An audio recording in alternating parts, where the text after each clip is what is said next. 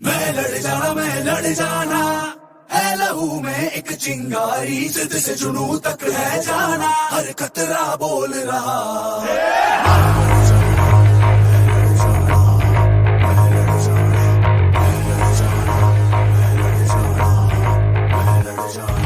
मैं लड़ जाना है लहू में एक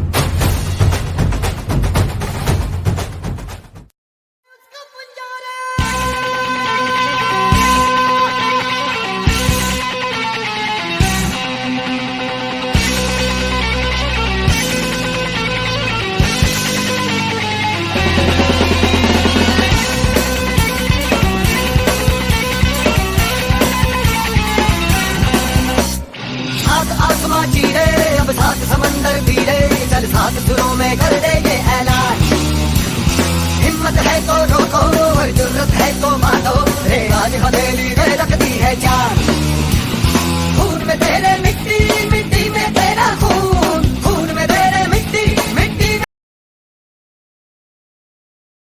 हिंदुस्तान जो खेलती हॉकी वो हिंदुस्तान के सिवा और कोई नहीं खेल सकता।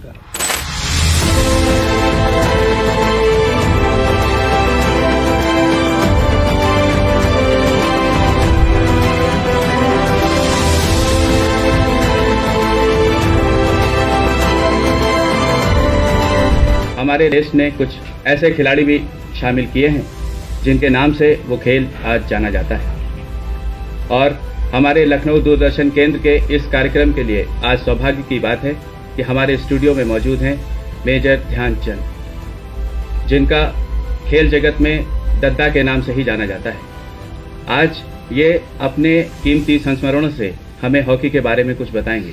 दादा कुछ बताइए आप। ये लोग तो अपनी बात बता रहे हैं कि क्या क्या प्रॉब्लम्स रही, क्या है, और आप लोगों को तो कभी प्रॉब्लम आई ही नहीं, आप तो बिल्कुल हम उस पर थे ही। उस हॉकी का जहाँ तक सवाल है, इन लोगों को काफी प्रॉब्लम, अब वो मतलब उस तरह की नहीं आई कि अब एक अभाव सा नहीं लगा कि क्या किया जाए जो हम कुछ कर बैठे हैं, वो वाली बात जी हाँ। खैर, ये आप इस तरह की इसका मतलब ये है, यानी जो फॉरेन कंट्री जो हॉकी सीखी है इसमें शक नहीं है कि हिंदुस्तान के जरिए सीखी है। मैंने देखा है वहाँ कि हॉलैंड के अंदर और जर्मन के अंदर जिस वक्त हम लोग प्रैक्टिस करने के लिए जाते थे ग्राउंडों पर, तो उनके टेलीविज़न वगैरह, फोटोग्राफ्स वगैरह, ये स्लो मोशन और फास्ट मोशन लेने के लिए हमारे पीछे पीछे लग जाते थे। लेकिन हम लोग खिलाड़ी थे, हमको इन बातों में ज़रा सा भी ख्याल नहीं होता था कि क्या है। एक फ़ोटो मांग लेते थे, बाकी वो अपना सीक्रेट हर एक चीज़ लड़कों को सिलाने के लिए खींच लेते थे, और वो फोटोज़ स्क्रीन के ऊपर अपने बच्चों को, ये मैंने 63 में देखा, जब मैं 63 में बर्लिन में गया, फिर ये देखा स्क्रीन के अंदर बच्चों को वो टेलीफोन स्क्रीन के ऊपर उसको उनको शो करते थे, और उनको उसी वक्त साथ में बोलते भी जाते थे कि देखो ये हाथ इधर रखना है, ये पैर इधर है, और ये सिर इधर है, बॉल को जब ड्रिबल करना है तो उसका हेड किधर होना है, फलान। ऐसा करने के बाद उन लोगों ने इतनी ज़्यादा प्रैक्टिस कर ली कि हम अब हिंदुस्तान का मुकाबला करने लगे। मैंने देखा है रिसेंटली यूरोप कंट्री के खेलों को कि वो हमारे मुकाबले में थोड़ा थोड़ा ड्रिबलिंग करने लगे हैं, बजाय हिट मारने के अब ड्रिबलिंग भी शुरू कर दिया हम लोग। जी हाँ, काफ़ी इम्प्रूवमेंट्स हैं उनके। और ऑस्ट्रेलिया टीम तो इसमें शक नहीं है कि सीखा हम लोगों से है, और इसमें हमारे लोगों की, हमारे हिंदुस्तान की अभी तक वो कंट्री तो तारीफ करती है कि हाँ, हिंदुस्तान जो खेलती है हॉकी वो हिंदुस्तान के सिवा और कोई नहीं खेल सकता।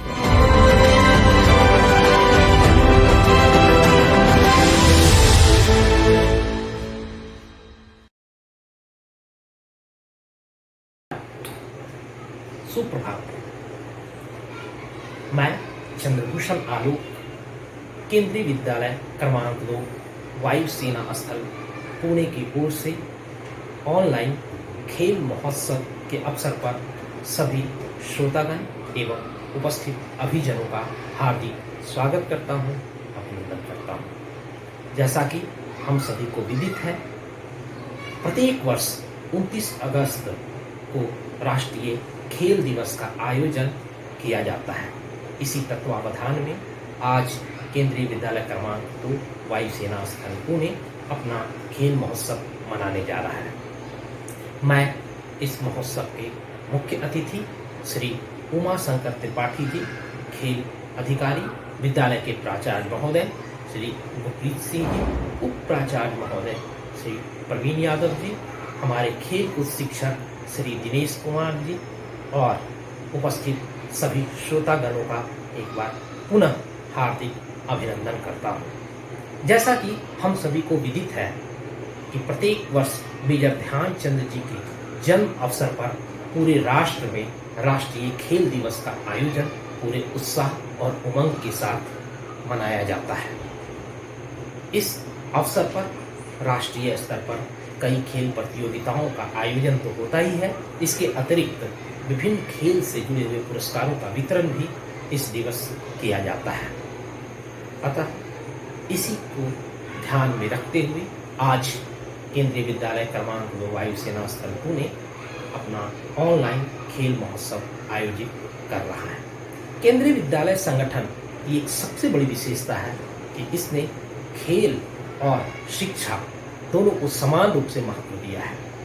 विद्यालय स्तर पर बेहतर परीक्षा परिणामों से पूरे राष्ट्र में सर्वश्रेष्ठ विद्यालय के रूप में जहां इसने अपनी एक छवि बनाई है, वहीं वर्ष भर विभिन्न खेल प्रतियोगिताओं के आयोजन के द्वारा न सिर्फ बच्चों में बल्कि शिक्षकों के स्वास्थ्य का भी बेहतर ध्यान रखा गया है।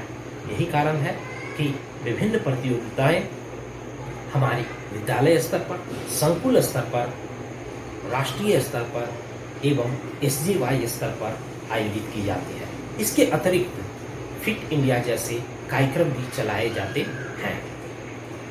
आज मैं इस ऑनलाइन खेल महोत्सव के अवसर पर विभिन्न कार्यक्रम की रूपरेखा आपके समक्ष प्रस्तुत करने जा रहा हूँ। सर्वप्रथम कार्यक्रम की प्रथम कड़ी में हमारे समक्ष उपस्थित होंगे विद्यालय के खेल कूद शिक्षक श्री दिनेश कुमार जी अपने संबोधीय भाषण के साथ।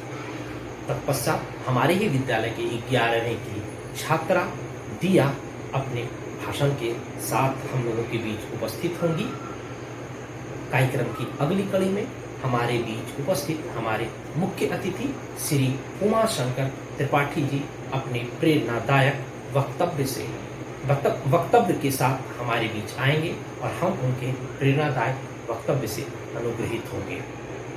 कार्यक्रम की अगली कड़ी में हमारे विद्यालय के प्राचार्य महोदय श्री गुरप्रीत सिंह जी का संबोधीय एवं उद्बोधन स्वरूप प्रारंभ होगा।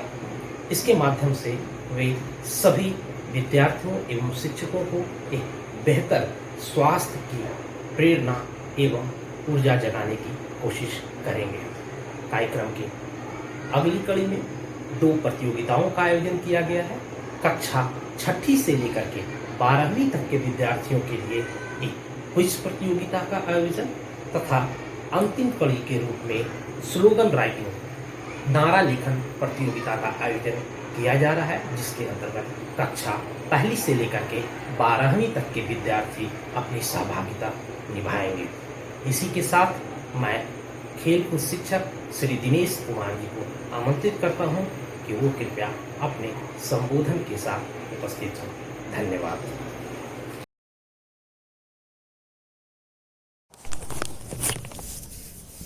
सुप्रभात, सभी को नमस्कार। आदरणीय प्राचार्य महोदय, उप प्राचार्य महोदय, HM सर, शिक्षकगण, अभिभावकगण एवं प्यारे बच्चों, आज केंद्रीय विद्यालय वायुसेना स्थल पुणे राष्ट्रीय खेल दिवस मना रहा है। इस खेल दिवस पर आप सभी को मैं स्वागत करता हूँ। यह दिवस मेजर ध्यानचंद के जन्म दिवस पर मनाया जाता है। मेजर ध्यानचंद भारतीय हॉकी के भूतपूर्व खिलाड़ी और कप्तान थे। इन्हें दुनिया के महान हॉकी खिलाड़ी में से एक माना जाता है। इनकी जन्म तिथि को भारत में राष्ट्रीय खेल दिवस के रूप में मनाया जाता है। इनका जन्म 29 अगस्त 1905 को इलाहाबाद में हुआ।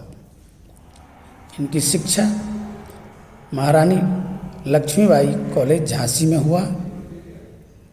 16 वर्ष की आयु में ये सेना में भर्ती हो गए और सेना में भर्ती होने के बाद इन्होंने हॉकी खेलना शुरू किया।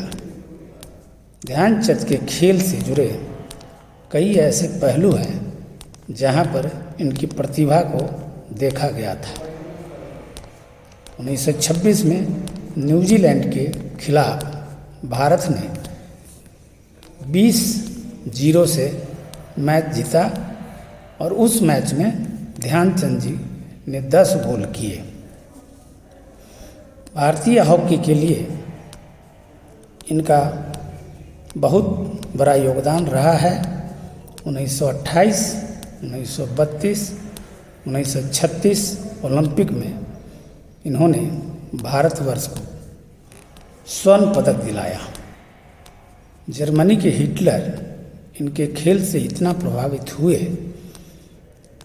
कि इनको अपने सेना में उच्च पद पर भर्ती होने का ऑफर दिया, लेकिन ध्यानचंद ने बड़े सहज तरीके से जवाब दिया कि मैं भारतवर्ष के लिए ही खेलूँगा और उन्होंने उस ऑफर को ठुकरा दिया।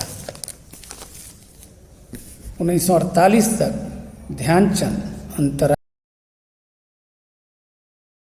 This is Mridula Pandey of class 12th A, and today I'm going to talk about how to stay fit and active during this pandemic by staying home. As COVID-19 cases continue to emerge and due to this pandemic, many healthy individuals are requested to stay at home and self-quarantine. Due to this isolation, health of many people is getting affected as fitness centers are remaining closed.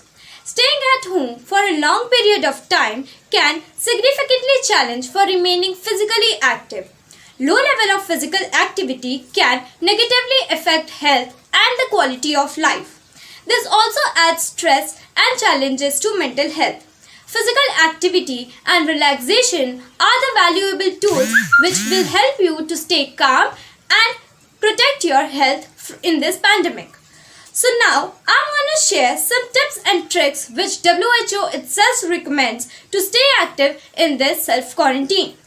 Number 1. Take short active breaks during the day. Do some activity to stay fit like dancing, skipping or doing household works like cleaning and gardening. Number 2. Follow an online exercise routine. Take advantage of online classes. Also, there are many YouTube videos available which you can try at your home with no equipments and at a small place. Number 3. Walk. Even in small areas like walking on terrace or just walking on the spot can help you remain active. Do some activities while walking. Suppose if you get a call, just walk around and roam around your house instead of sitting and talking. Number 4. Stand. Ideally, aim to interrupt sitting and recline the time is every 30 minutes. Find some activity which you can do while you are standing. Number 5. Relax. Meditation and deep breaths can help you relax your mind and calm you down. Again, for some meditational inspiration, you can search for it online. Also, eating healthy and staying hydrated is also very important to achieve optimal health. Eat lots of fruits and vegetables which will help you stay fit in this pandemic. Also, don't forget to drink water, at least 8 glasses of water each day. So this pandemic, do not compromise on your health. Stay fit and stay active. Thank you. Good morning, everyone. I'm Tia Fotedar. Today, I want to speak about how to stay fit during pandemic while staying at home. There is a direct relationship between your diet, physical activity, and health. Your nutrition is a key player when it comes to physical, mental, and social well-being, and is very important for preventing diseases. As new COVID-19 cases continue to emerge, we need to be more cautious about our health.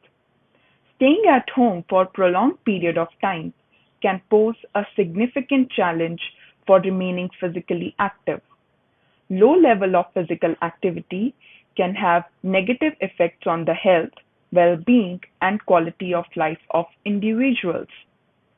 Self-quarantine can also cause additional stress and challenge the mental health of citizens. Physical activity and relaxation techniques can be valuable tools to help you remain calm and continue to protect your health during this time. WHO recommends 150 minutes of moderate intensity or 75 minutes of vigorous intensity physical activity per week, or a combination of both. Their recommendations can still be achieved at home with no special equipment and with limited space. There are some tips and tricks on how to stay active and reduce sedentary behavior while at home. Take short active breaks during the day.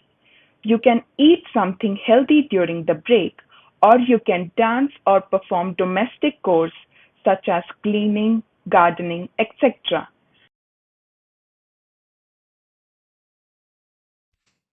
Honorable principals, faculty members, and dear students. At the very outset, I would like to express my sincere thanks to the dynamic personality of this school, Mr. Dinesh, who is looking after sports and has provided me this opportunity to come in front of you on this very special day, that is National Sports Day. I am Dr. Uma Shankar Tripathi, looking after Department of Sports in Maharani Lakshmibai, Government College of Arts and Commerce, Gwalior.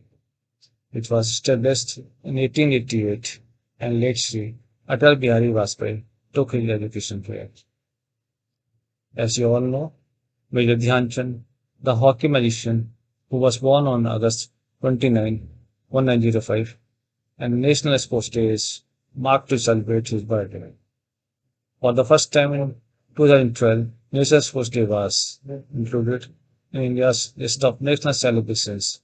He was a player of Indian hockey team who won 4 medals in 3 consecutive Summer Olympics, that in 1928, 1932, and 1936. The purpose of National Sports Day is to promote sports. Sports teaches us lot of important life skills and keep us physically and mentally healthy. It improves speed, strength, endurance, flexibility, balance, and coordination in a body with the power of facing winning and defeat in a very healthy way. Recently, in the COVID phase, people very closely came to know the significance of body and mind fitness. My dear students, at the last, I would like to say that each of us must have at least one game where we excel our potential and lead to develop our personality in this epidemic dominating, or we can say the stress dominating society. Thank you. आप सभी को राष्ट्रीय खेल दिवस की बहुत बहुत बधाई। प्यारे बच्चों, हर वर्ष की भांति आज हम इस दिवस को विद्यालय स्तर पर मना रहे हैं और उस सब का मकसद यही है कि आप सभी के अंदर खेलों की भावनाओं को उजागर करना, आप लोगों को ये महसूस करवाना कि खेलों का हमारे जीवन में कितना महत्व है। और पिछले कुछ समय से जब से शारीरिक गतिविधियों पर नियंत्रण सा लग गया है, हम इसके ऊपर कुछ ज़्यादा ही फोकस करने की कोशिश कर रहे हैं। तो खेल हमारे शारीरिक, मानसिक, बौद्धिक रूप से विकास के लिए बहुत ही महत्वपूर्ण स्थान रखते हैं। खेलकूद स्वास्थ्यवर्धक होते हैं और ये शरीर के विभिन्न अंगों के उचित संचालन के साथ साथ आपकी वृद्धि और मांसपेशियों को मजबूत बनाने में अपना योगदान देते हैं। विभिन्न शिक्षण संस्थाओं में खेलकूद को मुख्य सिलेबस के या हमारी शैक्षणिक गतिविधियों के साथ साथ एक महत्वपूर्ण अंग माना जाता है और बच्चों का खेलों के साथ विशेष गहरा संबंध होता है। सो बच्चे खेलों के द्वारा शारीरिक और मानसिक विकास के साथ साथ कई अन्य बातें भी सीखते हैं, जैसे कि धैर्य, सहिष्णुता, ईमानदारी, निष्ठा, टीम भावना आदि आदि। सो खेलों के महत्व को देखते हुए दुनिया में बहुत सी प्रतियोगिताओं का आयोजन भी किया जाता है, जिससे कि युवा खेलों के प्रति आकर्षित हों और कुछ इससे सीखने की कोशिश करें, जिसमें ओलंपिक गेम्स सबसे बड़ी प्रतियोगिता है। और हम सब जानते हैं और हमारे लिए गर्व का विषय भी है कि भारतीय टीम ने कई मेडल इस ओलंपिक गेमों के अंदर इस बार जीते हैं और अभी हमारे खिलाड़ी पैरा ओलंपिक में भी बहुत अच्छा प्रदर्शन कर रहे हैं। तो आजकल अच्छे खिलाड़ियों को, जैसा कि हम जानते हैं मीडिया के माध्यम से हमारे पास समाचार प्राप्त होते रहते हैं कि समाज में बहुत सम्मान मिलता है अच्छे खिलाड़ियों को, और सम्मान के साथ साथ इन्हें प्रचुर धन लाभ भी प्राप्त हो रहा है। और विभिन्न राज्य और केंद्र सरकारें कई प्रकार की करियर ऑप्शन भी इन खिलाड़ियों के लिए देती हैं और समाज के अंदर इन्हें एक विशेष आदर की नज़र से, सम्मान की नज़र से भी देखा जाता है। इसीलिए मैं आप सब लोगों से, स्पेशली हमारे बच्चों से और अभिभावकों से अनुरोध करता हूं कि आप अपने जीवन में खेलों को समायोजित करें और आप दैनिक रूटीन के अंदर कम से कम एक समय, जिसमें आपकी उम्र के हिसाब से देखा जाए तो कम से कम 1 घंटा आपके लिए आवश्यक है। इतना समय जरूर अपनी शारीरिक गतिविधियों के लिए नियमित रूप से निकालें, जिससे कि आपके शारीरिक और मानसिक विकास को तेजी से सुनिश्चित किया जा सके। और इसके साथ साथ अगर आप में कोई विशेष प्रतिभा है, किसी पर्टिकुलर गेम के या स्पोर्ट्स में आप कुछ करना चाहते हैं, तो ज़रूर इसके अंदर अपना भाग्य आजमाएं, मेहनत करें और अगर आप में प्रतिभा है तो उसको अपना एक करियर ऑप्शन के रूप में भी आप चुन सकते हैं, जिससे कि आप अपने शारीरिक स्वास्थ्य के साथ साथ अपने परिवार और राष्ट्र के गौरव को भी बढ़ाने का आपको मौका मिल सकता है। तो पुनः मैं आप सबसे अनुरोध करता हूं कि आप इन खेलों के महत्व को समझें और इन्हें अपने दैनिक जीवन के अंदर अपनाने की कोशिश करें। पुनः केवी नंबर 2 AFS पुणे की तरफ से आप सभी को बहुत बहुत आभार, धन्यवाद। जय हिंद।